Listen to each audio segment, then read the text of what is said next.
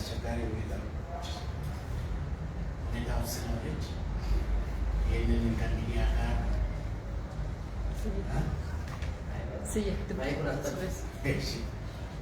ያው እንደምታውቁት ሀገራችን በአስቸጋሪ ሁኔታ ውስጥ ያለችበት ሁኔታ ላይ ነው። ያው በነበረው የፖለቲካ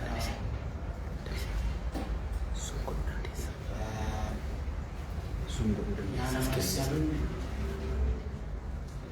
ያለመደማመጥን ተወጋግሮ ውሳኔዎችን ያለመወሰንን ሀገራችን ላለፉት 50 ዓመታት አስቸጋሪ የፖለቲካ ሁኔታ ውስጥ ቆይታ እስካሁን ደርሳለች። አሁን ደግሞ ይባስ ብሎ እንደምታውቁት በተለያዩ መንገዶች በተገፋው ፖለቲካ በአንዳንድ ግምቶች ከአንድ ሚሊዮን በላይ ህዝብ ያለበት ጦርነት ውስጥ ወጥተን አሁን ደግሞ ውጤቱ ወደማይታወቅ ሌላ ጦርነት ውስጥ እየገባን ነው። አብዛኛው ኦሮሚያ በሚባልበት ደረጃ ከእግረኛ እስከ አውሮፕላን እስከ ድሮን የዘለቀ ጦርነት እየተካሄደ ነው።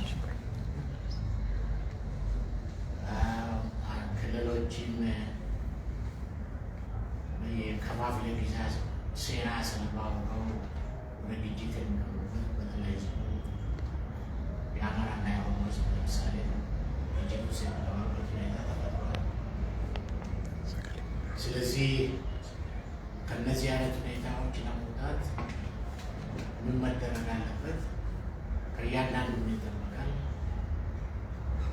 ከኢትዮጵያውያን ከዓለም ማህበረሰብ ሁሉም የሚጠበቅ ነው ማሰቡ መለስ ነው። በአማርኛ የተዘጋጀውን ሱልጣና ያነብልናል። በኦሮምኛ የተዘጋጀውን ወደ ጀኔ ያነብልናል። ከዛ በኋላ አንዳንድ ጥያቄ ካላችሁ ወደዛ እንሄዳለን። ሱልጣን ኦሮምኛ ይቀጥል።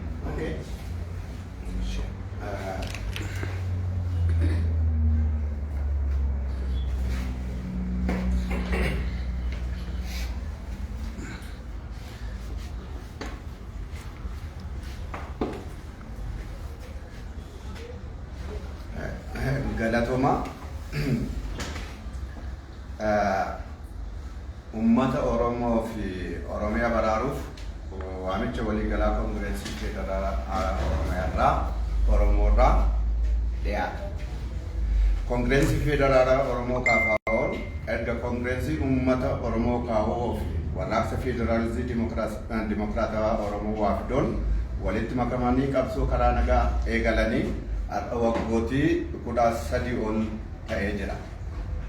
Koongireensii federaalaa Oromoo qabsoo karaa nagaatti amanuun yeroo aangoon karaa dimokiraatawaa ta'een argamu walitti bu'iinsi kan hin jirre mirgoota namoomaaf dimokiraasii lammiileen kan kabajamu fi diinagdeen biyya keenyaa guddachaa nagaaf tasgabbii walirraa hin cinne akka dhufuu danda'u sirriitti amana. Bu'uuruma kanaan koongireensii federaalaa Oromoo filannoo biyyoolessaa biyya kanaa keessatti gaggeeffamaa turan 4 bara 1992, 1997, 2002 fi 2007 irratti yoo hirmaatu filannoo bara 2013 gaggeeffame keessaa immoo humnaan dhiibamee bahuu isaa beekamaadha. Sochii dimokiraasiif sirna federaalizimii dhugaa gaggeessuu fi guddisuu keessatti KFO'n ga'ee olaanaa kan qabu ta'uu ummata biyya kanaaf mootummaa biyya kana bulchaa turanii fi bulchaa jiraniif biyyoota biyya kana faana walitti dhufeenya gaarii qabanii fi dhaabbilee dimokiraasii biyya keessaaf idila addunyaatiif ifaadha.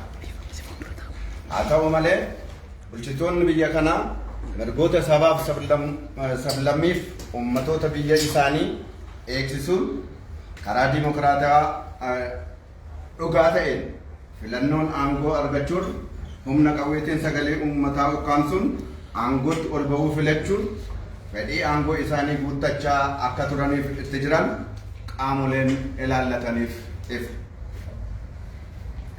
Baroota arfan darban Oromiyaa keessattis ta'e Itoophiyaa maratti walitti bu'insiif waraanni gaggeeffamaa jiraniif sababiin dursaa uummanni keenya qabsoo waggootii dheeraatiif sirna dimokiraasii uumamuuf bulchiinsa federaalizimii dhugaadhaan walqixxummaa bilisummaa irratti hundaa'e taasifame gufachiisuun of tuulummaa paartii tokkoon kan hoogganamu sirna abbaa irree itti fufsiisuu isaati.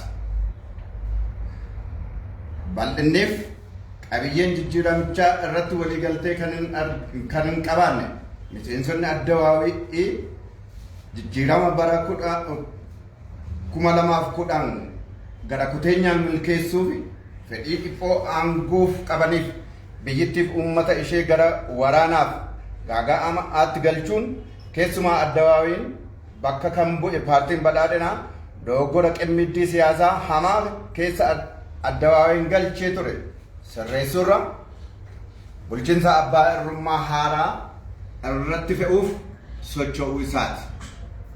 Maqaa filannoo haqa qabeessaa fi bilisummaatiin tiyaatira siyaasaa Addawaawii irra deebi'uun uummata Itoophiyaa badii abdii kutachiisaa keessa galchuu isaaniiti. Waggootii walakkaa jaarraa tokkootiif gaafatamaa kan ture gaafii uummatootaa deebisuur mootummaan karaa sagalee uummataa ukkaamsu hamaa uumamuu isaati. Kanuma hordofee yeroo ammaa kana Oromiyaan waraana fi gaaga'ama siyaasaa waliigalaa ta'e keessa galteetti. Guyyaa guyyaan dhibboota baay'een kanneen lakkaa'aman namoonni nagaa yoo ajjeefaman kumaatamaan kanneen lakkaa'aman immoo sababa walitti bu'insaaf hongeen qe'eef qabeenya isaanii irraa buqqa'uun deeggarsa gahaa malee beelaaf qorraan saaxilamaa jiru. Naannoo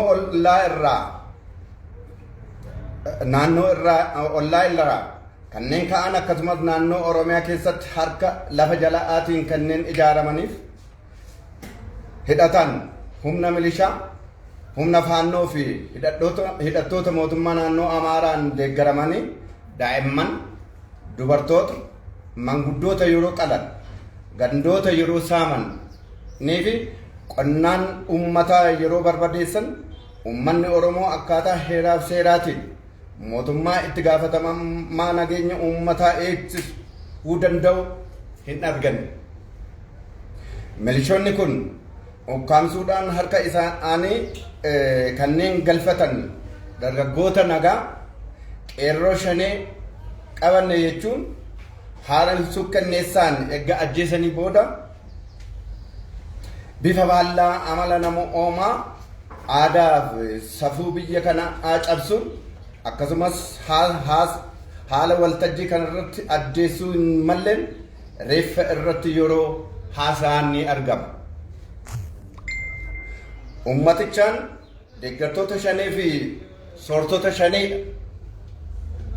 kanaafuu qurxummii qabuuf galaanicha gogsuu barbaachisa jechuudhaan lafarraan raayyaa ittisaan humna addaa Oromiyaa poolisii federaalaa akkasumas qilleensarraan humnoota biyyaa alaa qindeessuun xiyyaara malee yookaan diroonii jeettii fi helikoophitara waraanaatiin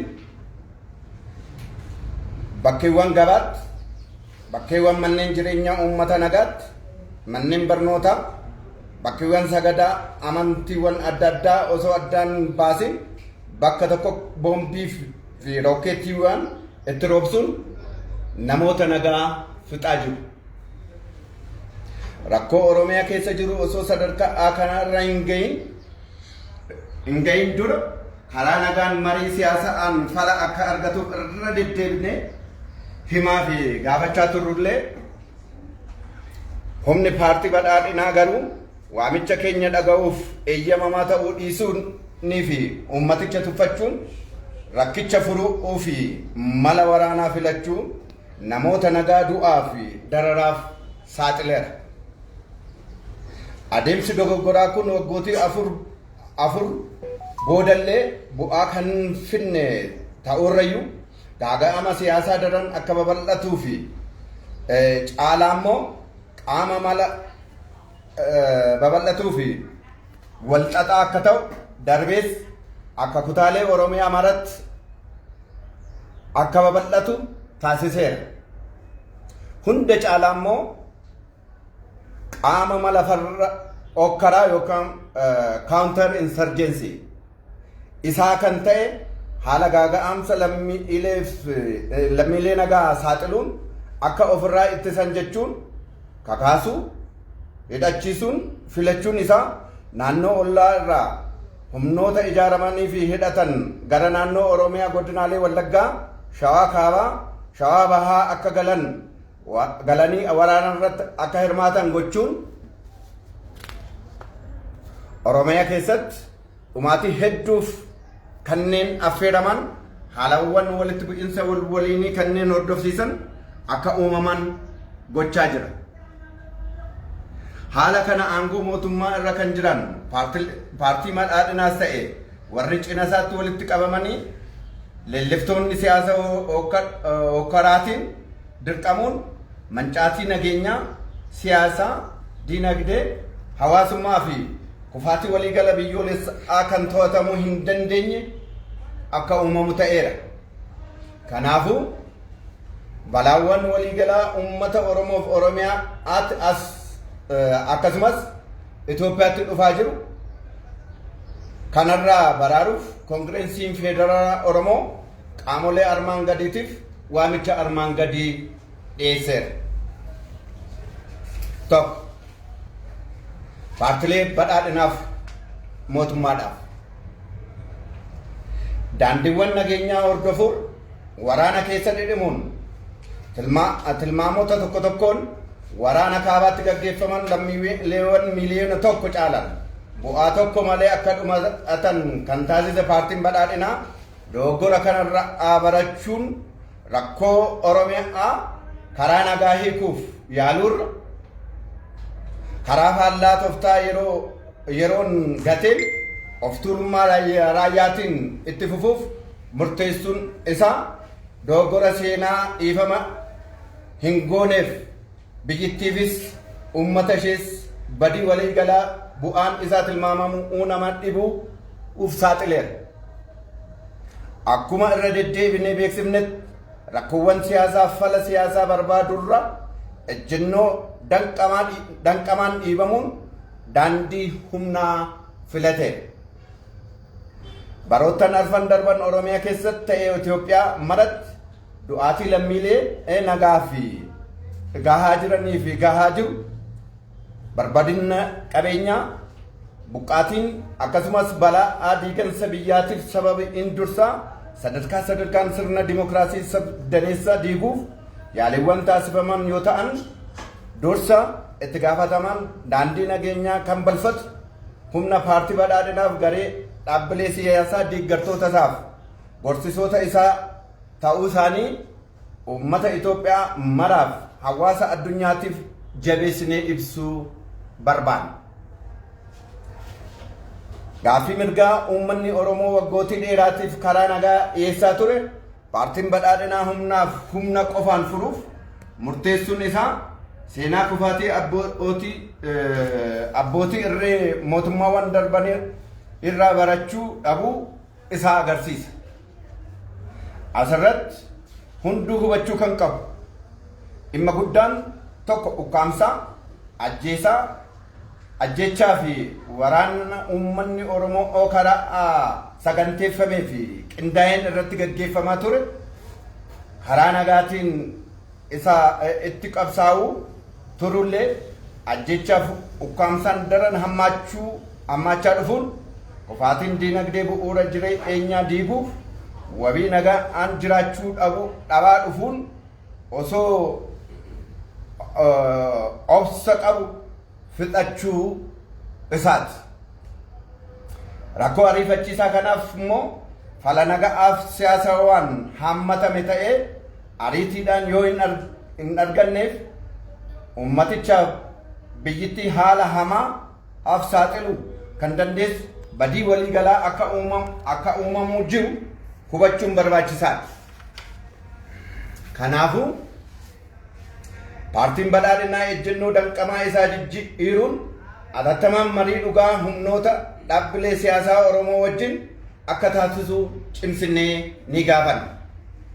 Mootummaan naannoo Amaaraa humnoota hidhattoota isaa Oromiyaa keessatti bobbaasee ajjeechaa suukanneessaa raawwachiisaa jiru atattamaan akka baasu, akkasumas humnoota finxaaleeyyii naannoo Amaaraa keessatti gurmaa'an daangaa ce'anii uummata Oromoo irratti haleellaa geessisan akka to'atu ni hubachiisa.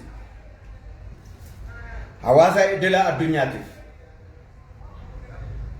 Hawaasni idila addunyaa raafama siyaasaa, waraana dhiiga dhangalaasaa, yakkoota waraanaa fi sarbama mirgoota namoomaa biyyattii keessa jiru kun kan hunda ilaallatu ta'uu isaa hubachuun fala nageenya waliigalaa fi hunda hammatee ta'e barbaaduurra fala kutaa biyyattii tokko qofa keessatti daangeffame irratti xiyyeeffachuu fi dhumaatii Oromiyaa keessatti gaggeeffamaa jiru moggeessuun sochii nageenyaa lammiilee biyyattii qixaan kan hin ilaalle rakkoowwan wal fakkaataaf adeemsa fala adda addaa fayyadamuun balaa ta'uu isaarrayyuu nageenya Itoophiyaa maraaf wabii ta'uu kan hin dandeenye adeemsa dogoggoraa waan ta'eef hatattamaan sirreeffamuu qaba.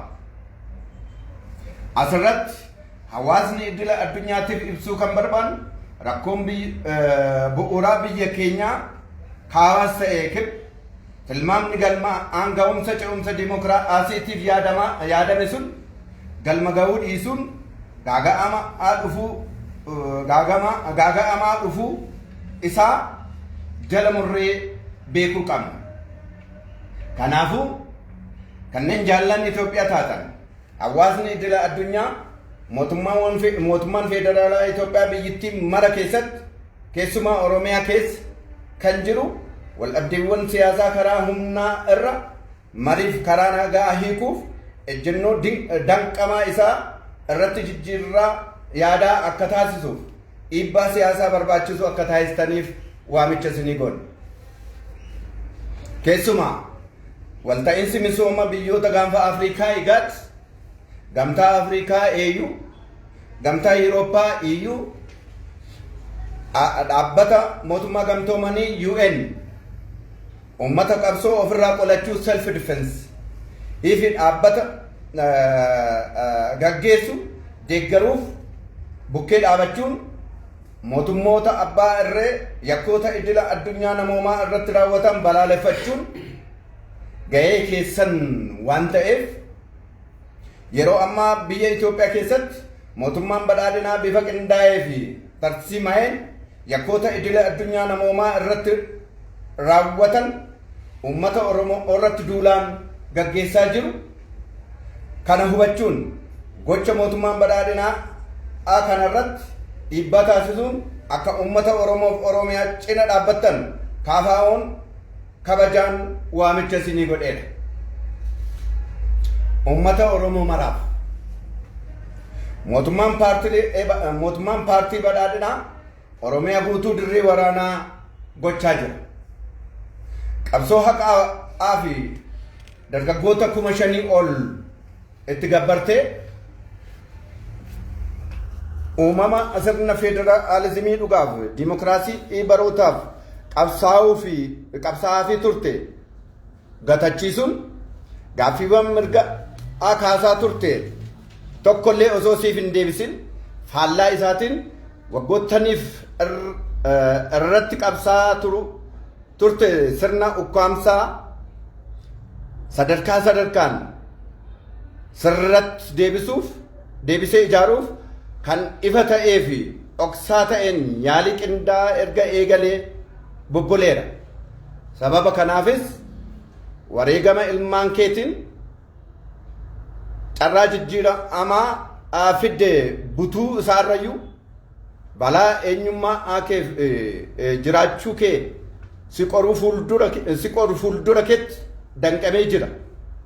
Balaa ija baasee sitti dhufe kana tokkummaa kee eeguun bifa qindaa'een fi ijaarameen mataa kee qe'ee kee ganda keef naannoo kee walumaa galatti Oromiyaa dammaqinaan akka eegdu kallattii maraan walii birmachuudhaan wal bira akka dhaabbattaniif walumaa galaan yeroo qormaataa kana darbuun akka dandeessaniif KFO'n waamicha seenaa qabeessa isinii godheera.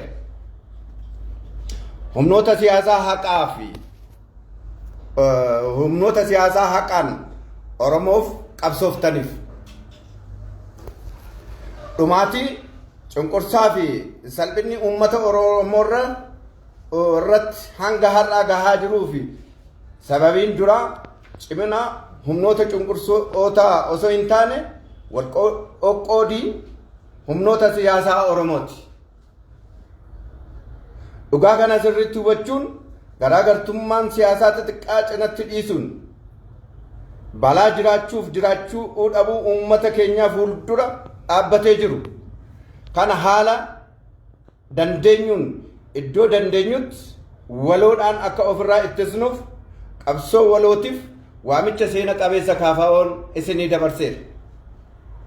Beektota Oromootiif hayyoonni Oromoo hojjettoon artistoon gaazexeessitoo fi abbootiin qabeenyaa biyya keessaa fi biyya alaa jirtan hundi uummata keenyaaf biyyi keenya irratti dhumaatiif gaaga'ima dhufaa jiru hubachuun beekumsa kan qabdan beekumsaan qabeenya kan qabdan qabeenyaan humna kan qabdan humnaan kan yeroo kamiyyuu caalaa uummata Oromoo cinaa akka dhaabbattaniif balaa jiraachuu dhabuu fuuldura isaaniitti danqamee jiru akka isaan irraa ittistan waamicha keenya isinii dabarsineera. Ilmaan uummata kanneen miseensota poolisii Oromiyaa, raayyaa ittisa biyyaa, poolisii federaalaa fi qaamolee nageenyaa taatan qabsoo mirga uummanni keessan karaa nagaaf seera qabeessaan taasisaa jiruuf gahee keessan akka baataniif waamicha seena qabeessa isiniif gooneera. Uummata Itoophiyaa fi dhaabbilee siyaasaa haqa qabeessitootaaf mootummaan paartilee badhaadhinaaf deeggartoonni isaanii fedhii dhiphummaa aangoo isaanii galmaan ga'uuf faallaa yaada furmaata nuti dhiyeessaa turre dhaabbachuun biyyittiif ummaticha gara gaaga'ama walii galaatti galchaa jiru.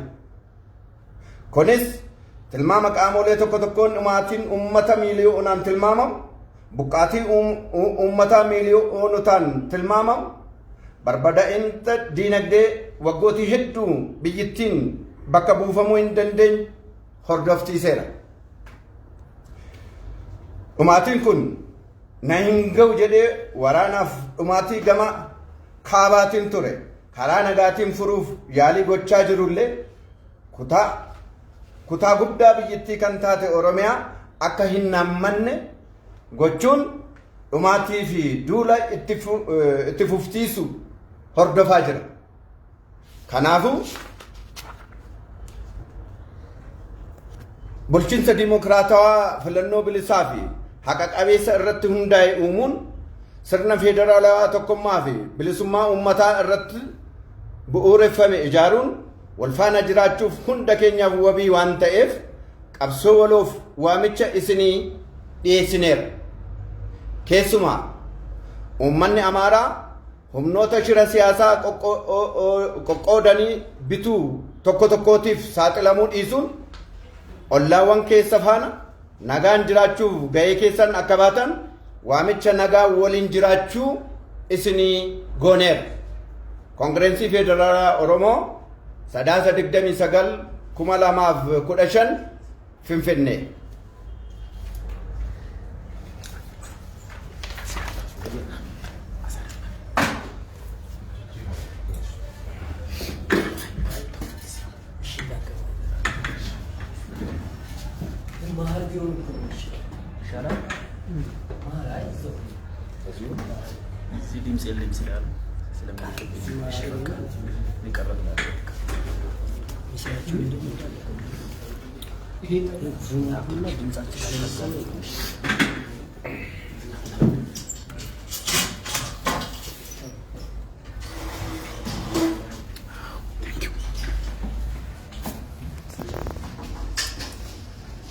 እሺ እናመሰግናለን።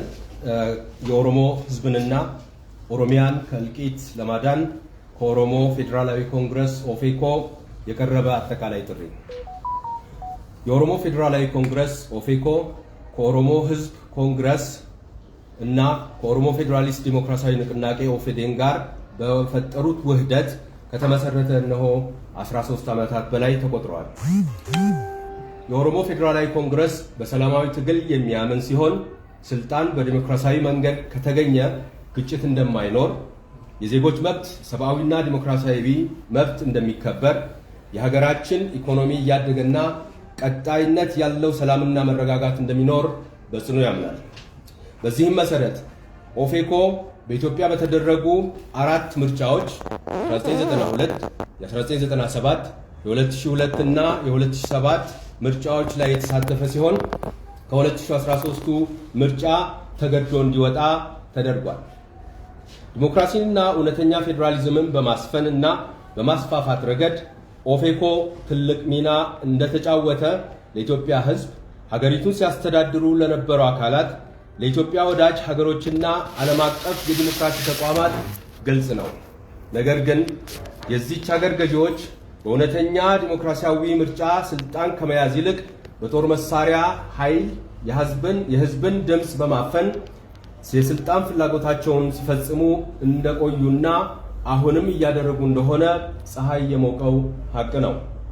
ላለፉት 4 ዓመታት በኦሮሚያም ሆነ በመላው ኢትዮጵያ እየተካሄዱ ያሉ ግጭቶችና ጦርነቶች ዋነኛ ምክንያት ለዓመታት ለዲሞክራሲያዊ ስርዓት መፈጠርና በዲሞክራሲያዊ ስርዓትና እኩልነትና ነፃነት ላይ የተመሰረተ ሐቀኛ የፌዴራል ስርዓት የተደረገው የህዝባችን ትግል ተጨናግፎ በአንድ ፓርቲ የበላይነት የሚመራ አምባገነናዊ ስርዓት መቀጠሉ ነው። በለውጡ ጥልቀትና ስፋት ላይ ስምምነት ያልነበራቸው የኢህአዴግ አባል ድርጅቶች የ2010ን ሀገራዊ የለውጥ ፍላጎት በቁርጠኝነት ከማሳካት ይልቅ ለጠባብ የስልጣን ፍላጎት ከሽኩቻ አልፈው ሀገሪቷንና ህዝቦቿን ወደ ለየለት ቀውስና ጦርነት ይዘው በመግባታቸው በተለይ ኢህአዴግን የተካው የብልጽግና ፓርቲ የሀገሪቷን ፖለቲካ አደገኛ አጣብቂኝ ውስጥ የከተተውን የኢህአዴግን ስህተቶች ከማረም ይልቅ አዲስ ፈላጭ ቆራጭ አገዛዝ በኢትዮጵያ ህዝቦች ላይ ለመጫን በመንቀሳቀሱ ነው። በነፃነትና ፍትሃዊ ምርጫ ስምም የኢህአዴግን የፖለቲካ ቲያትር በመድገም የኢትዮጵያ ህዝቦችን ተስፋ አስቆራጭ ቀውስ ውስጥ በመክተቱ ነው። ለግማሽ ምዕተ ዓመታት ሲጠየቁ የነበሩትን የህዝብ ጥያቄዎችን ከመመለስ ይልቅ አዲስ አፋኝ መንግስት ሆኖ መቀጠሉ ነው። በአሁኑ ሰዓት ኦሮሚያ አጠቃላይ የሆነ የጦርነትና የፖለቲካ ቀውስ ውስጥ ገብታለች። በየቀኑ በብዙ መቶዎች የሚቆጠሩ ሰላማዊ ሰዎች ሲገደሉ፣ በሺህ የሚቆጠሩት ቤትና እርሻዎቻቸው እየወደመ ነው። በሚሊዮን የሚቆጠሩት ደግሞ በግጭትና በተፈጥሮ ድርቅ ምክንያት ከቤት ንብረታቸው ተፈናቅለው ያለ በቂ ድጋፍ ለረሃብና እርዛት ተጋልጠዋል።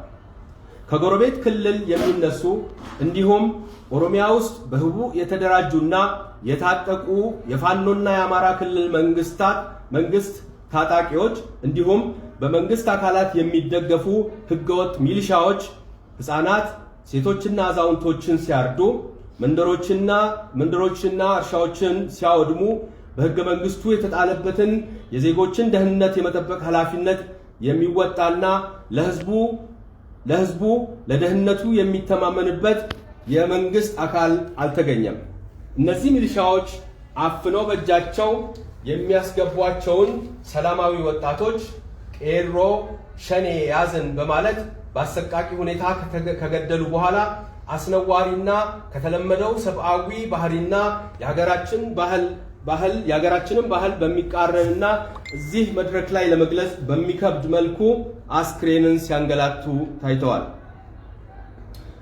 ህዝቡን የሸኔ ደጋፊ የሸኔ ቀላቢ ነው፣ ስለዚህ አሳውን ለማጥመድ ውቅያኖሱን ማድረቅ ይገባናል በማለት ከምድር በመከላከያ በኦሮሚያ ልዩ ኃይልና በፌዴራል ፖሊስ እንዲሁም ከሰማይ የውጭ ኃይሎችን በማስተባበር በሰው አልባ አውሮፕላን ወይም ድሮኖች፣ የጦር ጀቶችና ተዋጊ ሄሊኮፕተሮች የገበያ ቦታ፣ የሰላማዊ ዜጎች መኖሪያ መንደሮችን፣ የትምህርት ቤቶችን፣ የሃይማኖት ማምለኪያ ስፍራዎችን ጭምር ላይ ያለ ልዩነት ቦምብና ሮኬቶች እያዘነቡ ሰላማዊ ዜጎችን እየጨፈጨፉ ይገኛሉ።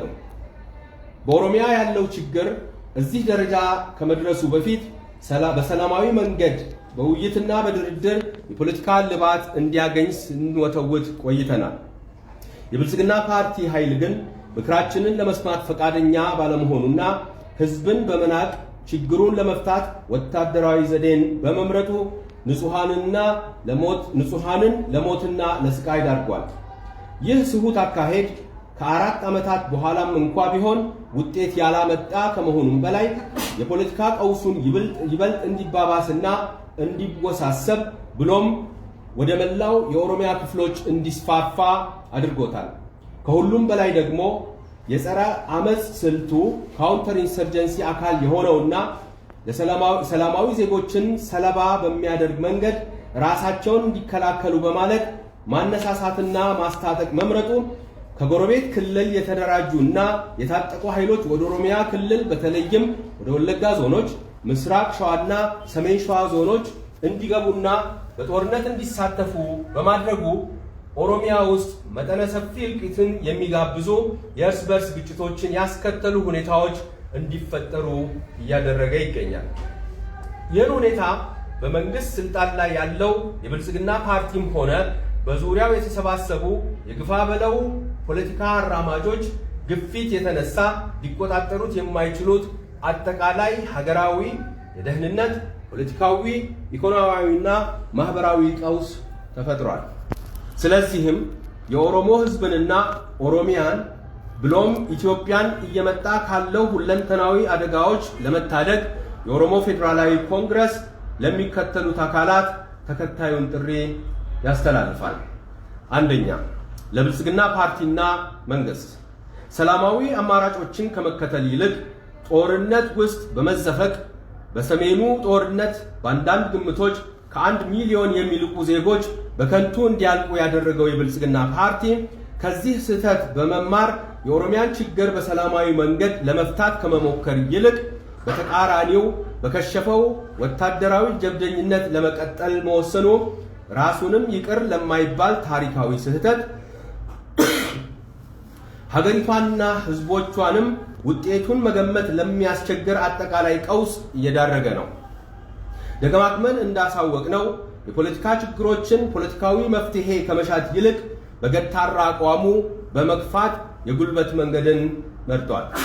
ላለፉት 4 ዓመታት በኦሮሚያም ሆነ በመላው ኢትዮጵያ ለደረሰውና እየደረሰ ላለው የሰላማዊ ዜጎች ሞት፣ መፈናቀልና ውድመት ብሎም ለሀገሪቱ የመበታተን አደጋ ዋነኛ ምክንያት ህብረ ብሔራዊ የፌዴራል ስርዓቱን ደረጃ በደረጃ ለማፍረስ የሚደረጉ ሙከራዎች ሲሆኑ በዋናነት ተጠያቂው ሰላማዊ መንገድን የሚጸየፈው የብልጽግና ፓርቲና አስቻይ ተባባሪ የፖለቲካ ቡድኖች መሆናቸውን ለመላው የኢትዮጵያ ህዝቦችና ለዓለም አቀፉ ማህበረሰብ አበክረን ለመግለጽ እንወዳለን። ይህም የብልጽግና ፓርቲ የኦሮሞ ህዝብ ለዓመታት በሰላማዊ መንገድ ሲያቀርብ የነበረውን የመብት ጥያቄ በኃይልና በኃይል ብቻ ለመፍታት መወሰኑ ካለፉት አምባገነን መንግስታት የውድቀት ታሪክ ያለመማሩን ያሳያል።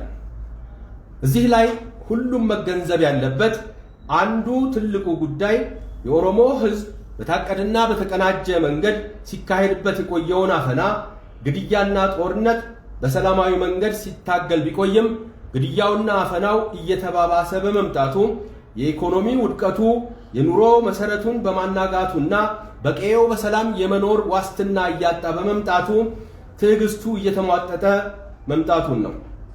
ለዚህ አንገብጋቢ ችግርም አካታች የሆነ ሰላማዊና ፖለቲካዊ መፍትሄ በአፋጣኝ ካልተፈለገለት ሀገሪቷንና ህዝቦቿን ለመበታተን ሊያደርስ የሚችል አጠቃላይ ቀውስ እየተፈጠረ መምጣቱን ሊገነዘብ ይገባል። ስለሆነም የብልጽግና ፓርቲ ገታራ አቋሙን ለውጦ ከኦሮሞ የፖለቲካ ኃይሎች ጋር በአስቸኳይ ሐቀኛ ድርድርና ውይይት እንዲያደርግ አጥብቀን እንጠይቃለን። የአማራ ክልል መንግስትም ኦሮሚያ ውስጥ ያሰማራቸውንና አሰቃቂ ግድያዎችን እየፈጸሙ ያሉ የታጠቁ ኃይሎቹን በአፋጣኝ ከኦሮሚያ እንዲያስወጣ እንዲሁም በጽንፈኛ ኃይሎች ጉትጎታና እገዛ ከአማራ ክልል እየተደራጁና ድንበር ተሻግረው በኦሮሚያ ሕዝብ ላይ ጥቃት እያደረሱ ያሉ ኃይሎችን እንዲቆጣጠር እናሳስባለን። ሁለተኛ፣ ለዓለም አቀፉ ማህበረሰብ የዓለም አቀፉ ማህበረሰብ በሀገሪቱ ያለውን የፖለቲካ ምስቅልቅል፣ ደም አፋሳሽ ጦርነት፣ የጦርን ወንጀሎችና የሰብአዊ መብት ጥሰቶችን ሁሉን አቀፍ አድርጎ በመመልከት አጠቃላይና አካታች የሰላም መፍትሄ ከመፈለግ ይልቅ በአንድ የሀገሪቱ ክፍል ላይ ብቻ የታጠረ መፍትሄ ላይ ማተኮሩና በኦሮሚያ እየተካሄደ ያለውን እልቂት ችላ በማለቱ ከፍተኛና ይቅር የማይባል ስህተት እየፈጸመ ይገኛል።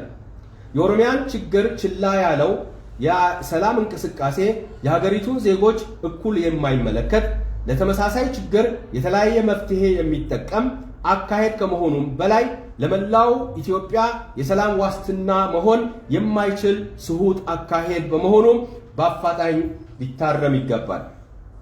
እዚህ ላይ ለዓለም አቀፉ ማህበረሰብ ማሳወቅ የምንፈልገው መሰረታዊው የሀገራችን ችግር ሰሜንም ሆነ በደቡብ ዲሞክራሲያዊ ሽግግር ለማምጣት የታለመው ለውጥ ባለመሳካቱ የመጣ ቀውስ መሆኑ ሊሰመርበት እንደሚገባ ነው። በመሆኑም የኢትዮጵያ ወዳጅ የሆናችሁ ዓለም አቀፉ ማህበረሰብ አባላት የኢትዮጵያ ፌዴራል መንግስት በመላ ሀገሪቱ በተለይም በኦሮሚያ ያሉ የፖለቲካ አለመግባባቶችን ከኃይል ይልቅ በውይይትና በሰላማዊ መንገድ ለመፍታት የአቅጣጫ ለውጥ እንዲያደርግ አስፈላጊውን ፖለቲካዊ ግፊት እንድታደርጉ እንጠይቃለን። በተለይም የምስራቅ አፍሪካ የልማት በይነ መንግስታት ኢጋድ፣ የአፍሪካ ህብረት ኤዩ፣ የአውሮፓ ህብረት ኢዩ እና የተባበሩት መንግስታት ድርጅት ዩኤን ራስን የመከላከል ትግልን መደገፍ፣ አምባገነን መንግስታት በዜጎቻቸው ላይ የሚፈጽሟቸውንና በሰብአዊነት ላይ የሚፈጸሙ ዓለም አቀፍ ወንጀሎችን መቃወምና መኮነን ኃላፊነታችሁ ስለሆነ በኦሮሞ ህዝብና በኦሮሚያ ላይ የብልጽግና መንግስት እያካሄደ ያለውን በሰብአዊነት ላይ የሚፈጸሙ ወንጀሎችን በመቃወም የኦሮሞ ህዝብና ኦሮሚያን ራስን የማዳን ትግል እንድትደግፉ እንጠይቃለን። ከዚህም ባለፈ በሚሊዮኖች ለሚቆጠሩትና በጦርነትና ድርቅ ምክንያት ለተፈናቀሉና ለረሃብ ለተጋለጡ የኦሮሚያ ነዋሪዎች አስቸኳይ የሰብአዊ እርዳታ እንዲደርስ እንድታደርጉ ጥሪያችንን እናቀርባለን። ሶስተኛ፣ ለመላው የኦሮሞ ህዝብ የብልጽግና ፓርቲና መንግስት መላውን ኦሮሚያን የጦርነት ቀጠና እያደረገ ነው። ከ5000 በላይ ወጣቶችህን የገበርክበት ፍትሃዊ ትግልህንና ለዘመናት ስትታገልለት የኖርከው ዲሞክራሲያዊና ሐቀኛ የፌዴራል ስርዓት መፍጠርን በማጨናገፍ እና ስታነሳ የነበሩትን የመብት ጥያቄዎች አንዳቸውንም ሳይመልስ በተቃራኒው ለምዕት ዓመታት ስትታገለው የነበረውን አፋኝ ስርዓት ደረጃ በደረጃ ጫንቃህ ላይ ለመመለስ በግልጽና በህቡ የተቀናጀ ደባ መደረግ ከጀመረ ሰነባብቷል። በዚህም ምክንያት በደምህ ያመጣኸው የለውጥ እድል ተቀልብሶ ይባስ ብሎም ማንነትህን የሚፈታተን ግልጽ የህልውና አደጋ ተደቅኖብሃል። ይህን አፍጥጦ የመጣብህን አደጋ አንድነትህን ጠብቀህ በተደራጀ መልኩ ራስህን፣ ቄህን፣ መንደርህንና አካባቢህን በአጠቃላይ ኦሮሚያን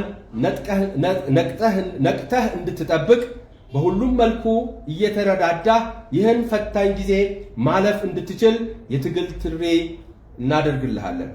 አራተኛ፣ ለሐቀኛ የኦሮሞ ፖለቲካ ኃይሎች በኦሮሞ ህዝብ ላይ እስካሁን እየደረሰ ላለው እልቂት፣ ጭቆናና ውርደት ዋና ምክንያቱ የጭቋኞች ኃይልና ጥንካሬ ሳይሆን የኦሮሞ ፖለቲካ ኃይሎች መከፋፈል ነው። ይህንኑ እውነታ በውል በመገንዘብ ጥቃቅን የፖለቲካ ልዩነቶቻችሁን ወደ ጎን በመተው ህዝባችን ላይ የተጋረጠውን የህልውና አደጋ በጋራ እንድንከላከል የጋራ የትግል ጥሪያችንን ኦፌኮ ያስተላልፋል።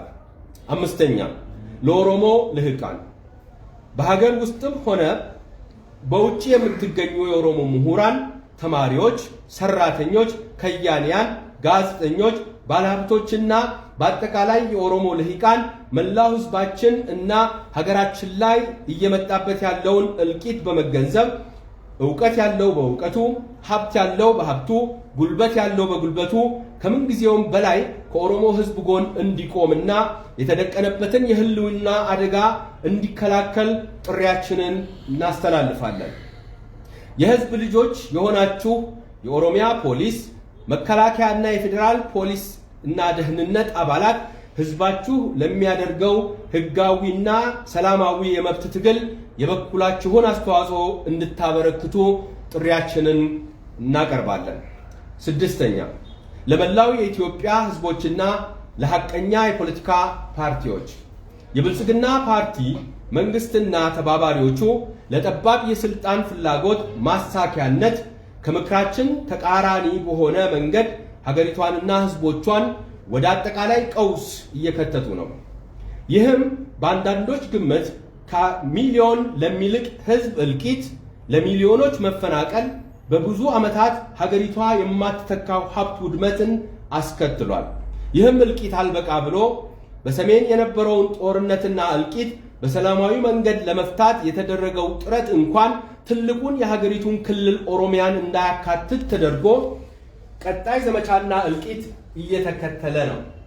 ስለዚህም በነፃና ፍትሃዊ ምርጫ ላይ ለተመሰረተ ዲሞክራሲያዊ አስተዳደር፣ በህዝቦች እኩልነትና ነፃነት ላይ ለተመሰረተ ሐቀኛ የፌዴራል ስርዓት መገንባቱ በአንድ ላይ የመኖር የሁላችንም ዋስትና ስለሆነ ለዚህ የጋራ ትግል ጥሪ እናቀርባለን። በተለይም የአማራ ህዝብ የአንዳንድ ኃይሎች የከፋፍለህ ግዛ የፖለቲካ ሴራ ሰለባ ሳይሆን ከጎረቤቱ ጋር በሰላም ለመኖር የበኩልሁን አስተዋጽኦ እንዲያደርግ ጥሪያችንን እናቀርባለን። የኦሮሞ ፌዴራላዊ ኮንግረስ ህዳር 29 ቀን 2015 ዓ.ም ፊንፊኔ ኦሮሚያ